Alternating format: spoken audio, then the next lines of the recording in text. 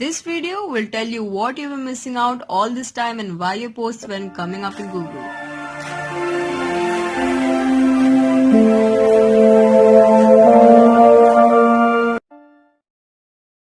Hi everyone and welcome to ProSEOLearning, an educational platform for the new buds. To create new content on your website, you have to do some research. Yes, you call it keyword research. Keyword research means finding out keywords that best suit your blog niche and that people are searching for at large. And tell you what, it's not an easy task. It requires a great deal of your time, energy and patience. So anytime you sit for keyword researching, make sure you are free for the whole day. Now to get started, you will first require a keyword tool. There are hundreds of free tools available for you all over the web that give excellent results.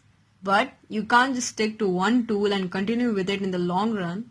You have to make use of every single tool that you find is the best. This is because different tools have different ways of projecting keyword analysis data.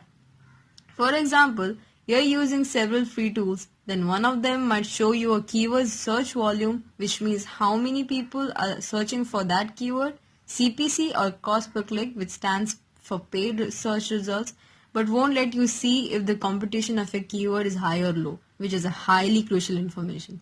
Well, you'll have to pay for that information in such cases. On the other hand, you have a tool that gives all necessary information, but only for the first 5 or 10 keywords. So this way you have to keep switching from one tool to another unless you buy one.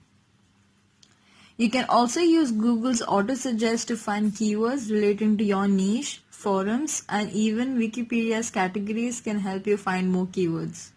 You may also refer the related searches section at the bottom of Google's results page.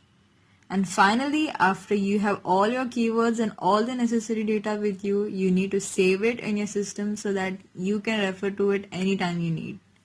Many tools also provide you the facility to download and save the complete data in your system in an Excel file.